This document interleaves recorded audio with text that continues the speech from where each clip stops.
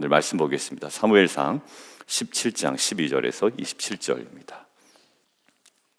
어제 본문 함께 보겠습니다. 11절 함께 읽을까요? 시작. 사울과 온 이스라엘이 블레셋 사람의 이 말을 듣고 놀라 크게 두려워하니라. 여러분들, 이 11절의 말씀을 듣고 우리가 적용을 하면 어떻게 할 수 있을까요? 두려워하지 말자, 이렇게 적용할 수 있겠죠. 그런데 사실 이것은 11절만 주어졌을 때 우리가 할 수 있는 적용이고요, 전체적인 문맥 상황에서는 그 적용이 사실 맞지 않을 수가 있습니다. 왜 그런가? 그러면 두려워해야 되는가? 라고 여러분들이 마음속에 질문을 하실 텐데, 그렇지 않고요, 사울에게 있어서의 가장 근본적인 문제가 두려워했다라는 것이 문제가 아닙니다. 사울에게 있어서의 두려움은 결과이지 원인이 아니기 때문입니다. 그러니 우리가 결과를 두고 마치 원인처럼 두려워하지 말자라고 아무리 해봤자 그게 우리 삶에 적용이 안 되는 겁니다. 그러니까 사울에게 있어서의 진정한 원인은 뭘까요? 하나님의 말씀을 버렸다는 데 있어요. 그 하나님의 말씀을 버리고 떠났기에 그가 그 원인 때문에 인생에 경험한 결과가 뭐냐면 그게 바로 두려움이었습니다. 그러니까 우리가 성경 보고 두려워하지 말아야지, 그래 목사님 제가 두려워하지 않기로 결정했어요. 아니요, 그거는 결과일 뿐이기에 아무리 적용해봤자 진전이 없을 겁니다. 그런 분에게 꼭 권면해드리고 싶어요. 그리고 그런 저에게 다시 한번 다짐했습니다. 뭐냐면 진정한 원인을 찾아라 라는 거예요. 그러고 보니 두려움 없는 자는 아무도 없단 말이에요. 근데 진정한 원인이 뭘까요? 말씀을 버렸던 거예요. 그러니까 정확한 권면이나 적용은 어떻게 돼야 될까요? 두려워하지 마십시오, 두려워하지 않겠습니다가 아니라 하나님의 말씀을 붙드십시오, 그리고 하나님의 말씀을 다시금 붙들겠습니다. 그리고 그 붙드는 것이 무엇인지를 우리가 사무엘상을 통해서 계속 묵상해 왔어요. 하나님의 말씀을 붙드는 게 무엇이고 말씀을 세우는 것이 무엇인지 그렇게 정확하게 회복해 나갈 때에 우리가 얻을 수 있는 결과는 뭐라고요? 두려움이 없습니다.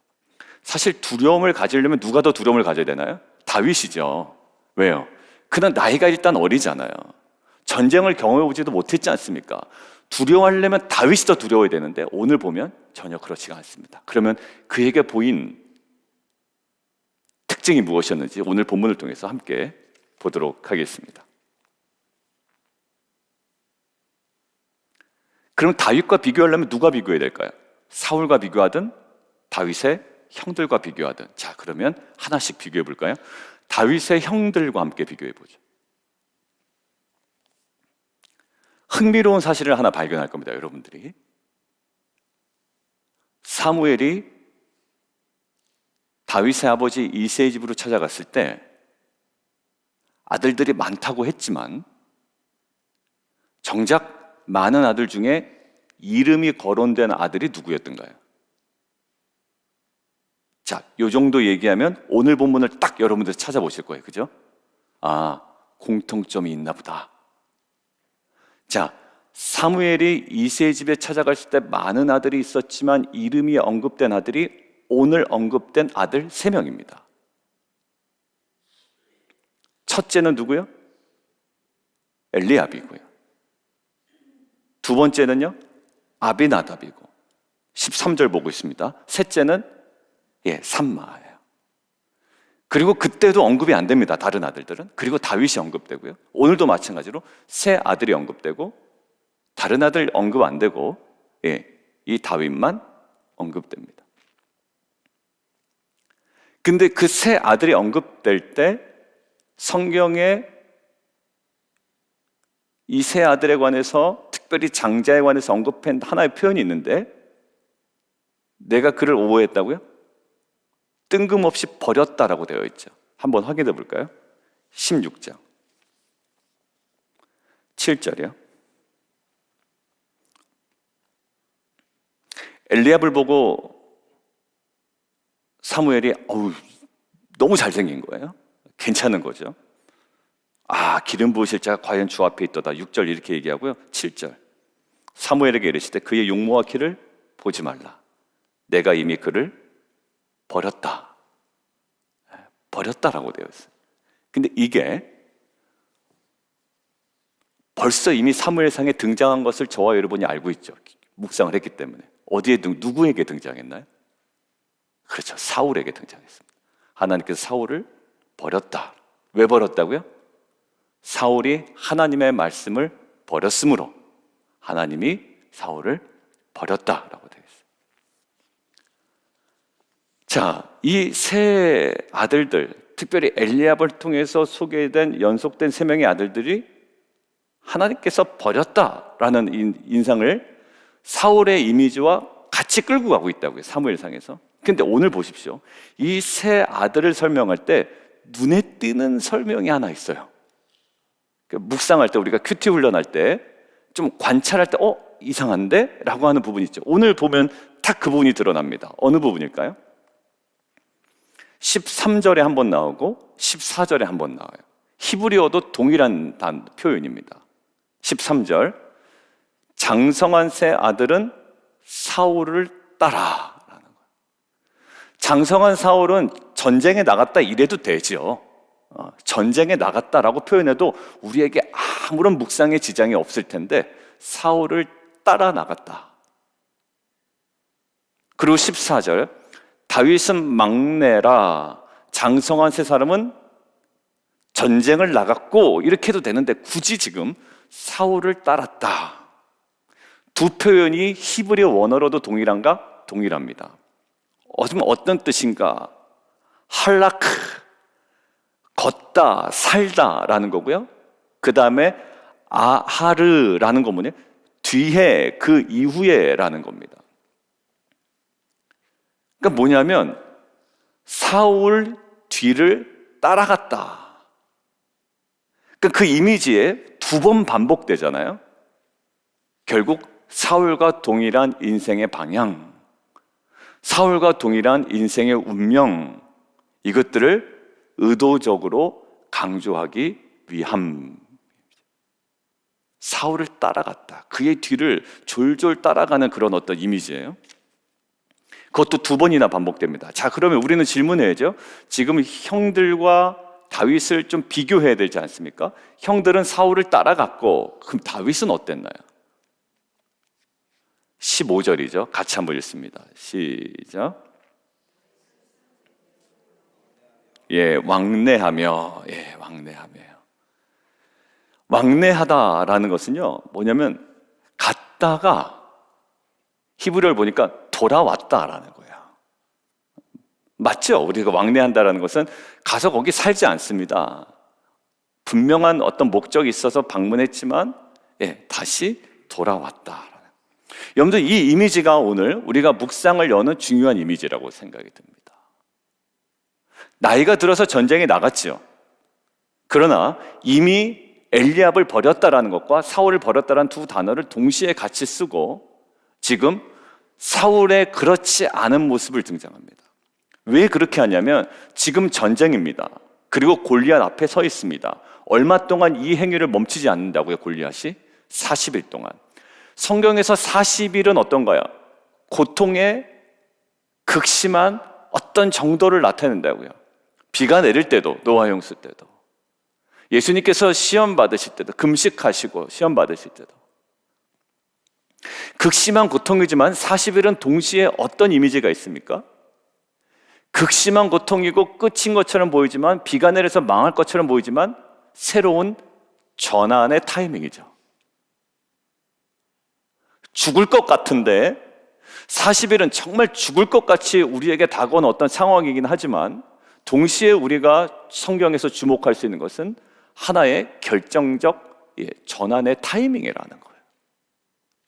여러분들, 전환의 타이밍에 지금 누구와 누구를 대비시킵니까? 사울을 중심으로 사울을 따라간 장성하여 힘이 있고 군사로도 손색이 없어 보이는 세 아들들과 전혀 군사로 모집될 수도 없고 어린아이에다가 막내에다가 아무것도 준비되어 있지 않은 듯한 이 다윗을 지금 대비시키고 있다면, 하나는 사울을 따라갔고 인생의 방향과 운명이 비슷하게 흘러갔고, 다윗은 사울에게 어떤 목적이 있어서 갔지만 왕래했다. 다시 돌아왔던 이 다윗에게 보이는 특징이 무엇일까요?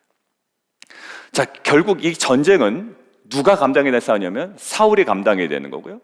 누가 감당이 됩니까? 군사들이 감당이 되는 것이고, 다윗의 가문들만 본다면 누가 감당이 되죠? 8아들 중에 3명의 아들들이 감당이 되는 겁니다. 말도 안 되는 건데 지금 다윗이 갑자기 등장하기 시작합니다. 이게 하나님의 일하시는 놀라운 방식이라는 거예요.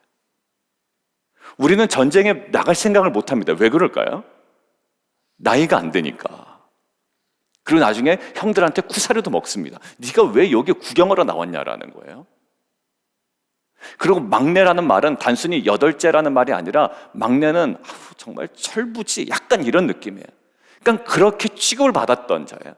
그런데 왜 어떻게 다윗이 이 아무도 감당하지 못하는 40일이라는, 아무도 그 앞에 나서지 못하는 이렇게 절망적 상황 가운데 왜 다윗이 드러났느냐라는 거예요. 오늘 그 힌트를 24절부터 26절의 그 차이를 가지고 좀 보도록 하겠습니다. 24절. 이스라엘 모든 사람이 그 산을 보고 심히 두려워하여 그 앞에서 도망했다라는 거예요. 여러분들, 이 사람들이 왜 도망했을까요? 아주 단순합니다. 그냥 두려운 거예요. 근데 두려움을 극복할 만한 요소가 하나 있습니다. 뭐가 있냐면 그게 25절이에요. 참으로 이스라엘을 모욕하러 왔는데 그를 죽이는 사람은 왕이 많은 재물로 부하게 하고 그의 딸을 그에게 주고 그의 아버지의 집을 이스라엘 중에서 세금을 면제하게 하시리라. 자, 재물로 부하게 하고 딸을 주고 세금을 면제하게 하신다. 그 가문을 뭘까요? 보상입니다. 보상. 앞에 수식어를 하나 더 붙이면 현실적 보상.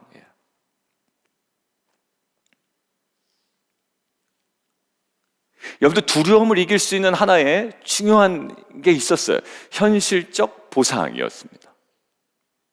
그런데 그들은 현실적 보상도 그들에게는 동기부여가 되지 못했습니다. 왜냐하면 요즘 얘기로 하면 뭐가 크기 때문에, 리스크가 현저하게 크기 때문에. 이 보상을 따라갔다가 뭐 할 수도 있습니까? 죽을 수도 있습니다. 그 당시의 전쟁은 죽느냐 사느냐의 문제지 다른 문제가 없습니다. 그죠? 골리앗 앞에 괜히 나갔다가 죽습니다. 그러니까 보상이 아무리 크더라도 할 수 없는 게 뭘까? 이 생사의 문제 아니에요? 여러분들, 약간 생사의 문제는 아닌데 요즘에 밸런스 게임이라고 뭐 그런 걸 많이 하더라고요. 여러분들은 어떤 걸 고르시겠어요? 100% 1억 원, 50% 100억 원. 이런 게 있더라고요. 이쪽으로 가면 100% 1억 원을 준대요. 근데 이쪽으로 가면 확률이 반으로 탁 떨어지는데 금액은 100배로 올라가는 겁니다. 여러분들 어디로 가시겠습니까? 라고 이제 물어보는 거예요. 100%짜리 1억 원으로 갈래? 50%짜리 100억 원으로 갈래? 저도 그거를 갑자기 보다가 어디로 가야 되지? 라고 했는데 저는 주저없이 한쪽을 선택했습니다. 물론 말도 안 되는 밸런스 게임이고 정말 그런 거를 또 선택하고 있는 제가 좀 했지만 그 당시에 제가 선택한 건 50% 100억 원이었습니다. 왜 그럴까요? 리스크가 없어요. 그거 못 받은다 한들 뭐 저에게는 원래 없었고, 뭐 1억 원이 있다 한들 그것 때문에 뭐 내가 평생에 내가 좋아질 것 같지는 않고, 아무튼 쓸데없는 얘기입니다만 무엇을 얘기하려고 그러냐면 리스크가 없으면 아무거나 상관없습니다. 그 대신 뭘까요? 보상에 따른 뭐예요? 리스크가 명확한 거예요. 생명이 걸렸습니다. 그러니까 사실 이 보상 때문에 살아가는 인생이 아니라는 거예요. 사실 우리가. 여러분, 보상을 더 높인다고 될까요? 안 돼요. 저는 신앙의 한 단면을 봤습니다. 우리는 이거 해주면 내가 합니다라고 하지만 사실 그러지 못해요. 신앙은 현실적 보상으로 감당할 수 있는 것이 아닙니다. 그리고 성경은 계속 우리에게 뭘 얘기하냐면 이 땅의 모든 고난을 감당해내는 게 신앙이래요. 무엇으로? 현실적 보상으로 감당해내는 것이 아니라 히브리서도 강조하고 요한계시록에서도 강조하죠. 영원한 정말 그 본향에 대한 소망으로 현실을 감당하는 것이지 현실에 대한 보상으로 나의 신앙을 감당해내는 것이 아니라는 거예요. 왜냐하면 요한계시록의 지금 대상이 누굽니까? 편지를 받는 대상이 지금 로마의 조직적인 박해와 핍박으로 고난받고 있는 사람들이에요. 그 사람들에게 위로한 방식이 뭡니까? 그들에게 위로한 방식이 현실에서의 보상이 있다라는 방식으로 하나님께서 위로하지 아니하시고 너에게는 뭐가 있다? 정말 어떠하든지 변하지 아니하는 정말 분변하는 하나님의 나라, 천국의 소망, 본향의 소망이 있다라는 거예요. 그러니까 그 변하지 아니하는 너희가 언젠가는 받아누릴 그 소망을 가지고 무엇을? 현실을 감당하라고 이야기하죠. 근데 우리의 신앙이 뭐죠? 현실적 보상으로 나의 신앙을 증진시키려는 어떤 세속적인 마음이 있습니다. 근데 사실 안 돼요. 아무리 떡을 주고 아무리 금을 주고 아무리 돈을 주고 아무리 편의를 봐준다 한들 신앙은 그것으로 형성되는 게 아니라는 거예요. 그럼 무엇으로 형성되는가? 자, 다윗을 보겠습니다. 자, 26절이에요. 그 보상들이 막 있습니다. 근데 그 보상들 때문에도 못 움직이는 이 사람들이에요. 자, 근데 26절부터 27절 다시 한번 읽어보죠. 26절만 읽어도 되겠습니다. 시작. 곁에 서 있는 사람들에게 말하여 이 블레셋 사람을 죽여 이스라엘의 치욕을 제거하는 사람에게는 어떠한 대우를 하겠느냐?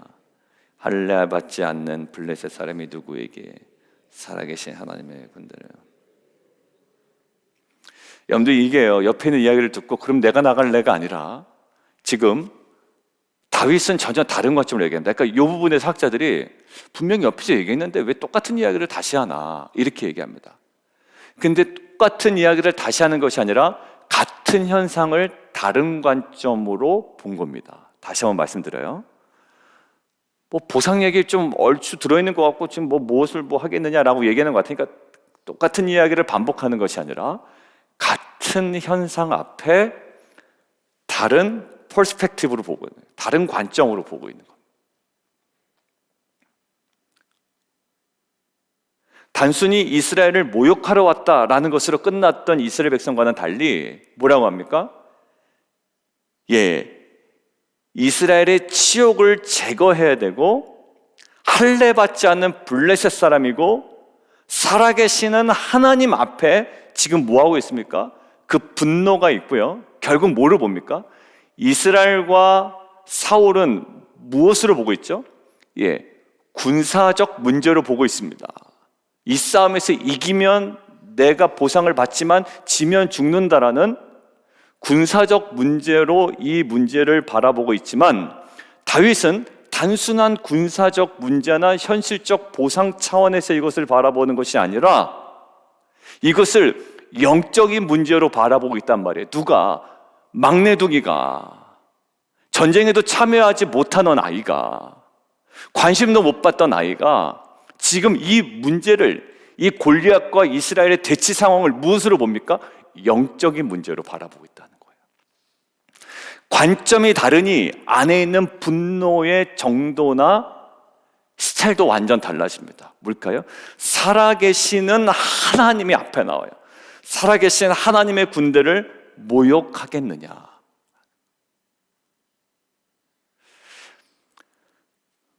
저는 기독교를, 여러분들 새벽 예배 나오면 하나님께서 여러분들 비즈니스도 없던 것도 주시고 안 되는 것도 잘 되게 해줄 겁니다라는 현실적인 보상으로 여러분들의 신앙을 유인하는 기독교가 되지 않기를 원해요.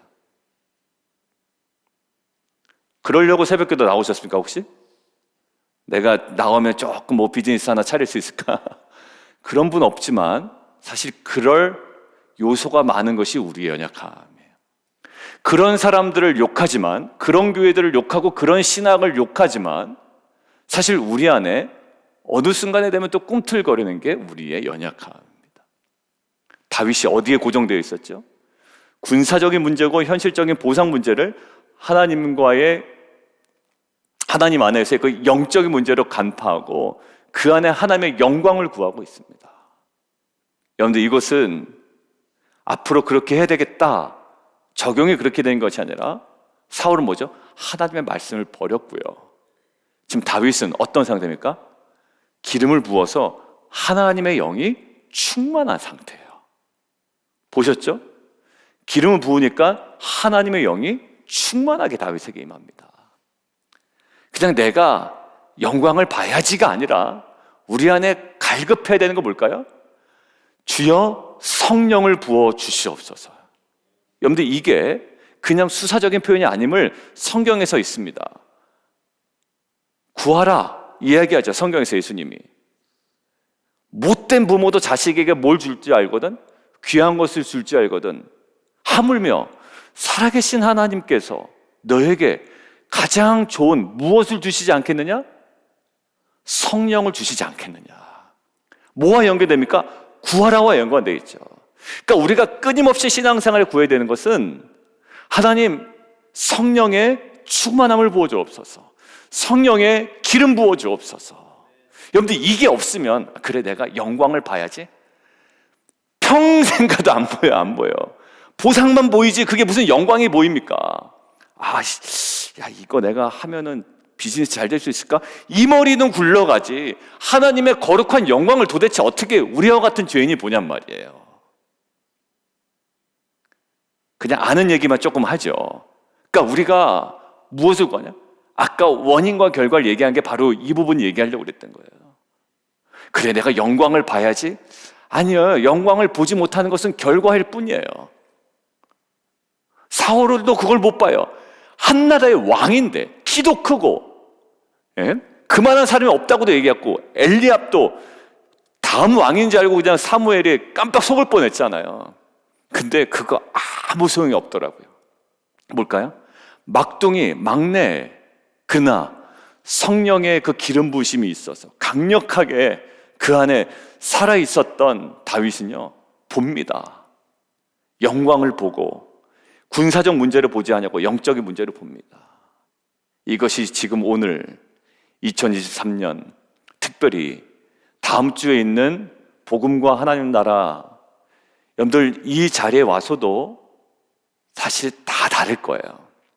저는 에즈벨이 그 부흥을 보면서 여러 가지 끊이지 않는 예배 보지만 저는 거기서 두 가지가 보이더라고요. 정말 그 자리에서도 부흥을 깊이 경험한, 그러니까 자기 내면의 회개를 토해놓고 부흥을 경험한 자가 있는가 하면 부흥을 구경한 자도 분명히 있을 거예요. 회개는 안 오는데 이상한 현상은 보는 사람은 분명히 있었을 거예요. 자기는 회개는 못하고 아무런 회개도 나오지 않고, 그러나 이상하긴 하다라고 부흥을 구경한 자는 있을 거예요. 아니요, 오히려 시간이 가면 갈수록 사람들이 거기 많이 모였다고 하잖아요. 오히려 부흥을 경험한 자는 분명히 있지만 그냥 구경한 자도 상당히 많을 것이다라는 생각이 들었습니다. 그런데 이것을 왜 우리에게 허락하셨냐? 분명한 거예요. 그 교수님도 그렇고 많은 우리 이혜준 목사님 보내준 영상에서도 제가 이야기 어제도 나눴습니다만, 부흥에 대한 갈급함이, 열정이, 간구함이 생겼다라는 거예요. 그러니까 그것 때문에 이제 우리도 임하겠구나가 아니라 정말 주님 그 부흥을 허락해 주십시오. 여러분들, 이 본문을 통해서 우리가 누리고자 하는 건 뭡니까? 그래, 영광을 바라봐야지. 쟤네들이 영광을 안 바라봐. 나는 영광을 바라봐야지. 천만의 말씀, 만만의 뭐라고요? 콩떡. 그게 안 된다고요. 지금 구해야 되는 건 뭘까요? 하나님 성령의 정말 기름 부으심, 충만한 은혜를 부어 주옵소서. 이것이 정말 다음 주에 있는, 얼마 안 남았습니다. 이제 5일밖에 안 남았는데 기도로 준비하십시오. 여러분들 금식하십시오. 미디어도 금식하십시오. 미디어 금식하니까요, 제가 은근히 미디어를 많이 보고 있었던 모양이에요. 안 본다 보는 성도들 막 보지 말라고 막 얘기하면서도 은근히 많이 보고 있었나 봐요. 이런 이유든 저런 이유든 시간이 많이 남아요. 그러니까 오히려 어제는 굉장히 일찍 잤어요. 기도회 끝나고. 왜냐하면 기도회 끝나고도 할 일이 있으면 하다 잤거든요. 그러니까 이게 아마 할례를 못할 정도로 시간을 많이 잠식하고 있었던 모양이에요. 어제는 그냥 아침부터 그 파운데이션 가서 아예 저녁까지 계속 쭉 있었거든요. 그러니까 사람들 동향도 보고, 이 웨슬리 교회 김지현 목사님도 오셨더라고요. 그 웨슬리 신학교 후배들 데리고 오시고, 또 저희 오촌 조카도 보고 뭐 만나서 이야기도 하고. 근데 여러분들 그 다음 주를 준비하는 우리의 마음이 어떠해야 되는지를 오늘 본문을 통해서 봤습니다. 아, 그래, 그냥 그 설립 기념 집회니까 복음인데 뭐 나 다 알고 뭐 하지만 그래도 좀 이번에 정리하는 기분 아니에요. 여러분들 간절히 기도하십시오. 여러분, 복음이 뭐 다른 얘기가 나오겠어요? 뭐 달나라에 있는 복음을 전하겠습니까, 목사님이? 어찌 보면 똑같은 복음이고, 그러다 명확한 복음이며, 특별히 우리를 새롭게 하는 복음일 거예요. 근데 우리의 마음밭이 준비돼야 되고, 오늘 보십시오. 그 복음의 영광을 바라보기 위해서 그 성령의 기름 부심이 필요합니다. 도전합니다. 여러분들 해야지 아주 안 끊어지죠. 오히려 더 사순절 때 더 여러분들 뭔가 더 반대 방향을 가고 있다면 여러분들 아닙니다. 큰일 납니다. 예, 벌 받는다는 얘기 아니라 그 시간 그냥 그렇게 지나보내면 안 돼요. 그리고 다음 주에 우리 중요한 행사가 있지 않습니까? 목사님 위해서, 그리고 우리들을 위해서 정말 기도로 준비하고 주신 은혜 풍성히 누리는 저와 여러분 되기를 주님의 이름으로 축원드립니다. 우리 한번 기도할까요? 우리 함께 좀 기도하기를 원하는데요. 오늘 하나님께 주신 말씀 가지고 좀 기도하겠습니다. 오늘 다윗의 문제, 사울의 문제는 그것을 무엇으로 봤다? 예, 원인으로 봤다라는 거예요. 두려워하지 말아야지. 그게 원인이 아니라 그것은 결과일 뿐입니다. 뭐였기 때문에? 버렸습니다. 무엇을 버려요? 하나님의 말씀을 버렸어요. 적용해야 되는 것은 무엇일까요? 예, 두려워하지 말아야지에 대한 100번 적용이 아니라 놓았던, 버렸던 하나님의 말씀을 다시금 붙잡는 거였습니다. 오늘 본문 보세요. 하나님의 영광을 저희가 보려고 하는 거죠. 근데 그 영광을 보는 것보다 더 중요한 건 뭘까요? 예, 그 기름 부으심이 있어야 돼요. 여러분들, 사울은 그것이 떠났던 자이고요, 다윗은 그것을 임함으로 경험했던 자입니다. 그것이 가장 큰 차이였어요. 오늘 이 시간에 정말 성령께서 우리에게 허락하시는, 그리고 우리로 하여금 보게 하시는, 그 우리로 하여금 간구하게 하시는 그 지점으로 나아가기를 원해요. 하나님, 정말 주의 영광을 볼 수 있는, 하나님 정말 그것들을 주목할 수 있는 우리의 눈을 열어주시고, 정말 성령의 기름 부으심을 허락하시고, 특별히 사순절을 지내고 있는 우리 공동체 위에 정말 성령 하나님, 우리 안에 정말 주님께서 허락하시는 그 은혜들을 맛보아 경험할 수 있는, 이것들을 분별할 수 있는, 그것들을 주목할 수 있는 우리의 눈을 열어 주시옵소서. 성령 하나님, 우리에게 그 은혜를 부어 주시옵소서. 이 시간 함께 기도하며 나가도록 하겠습니다.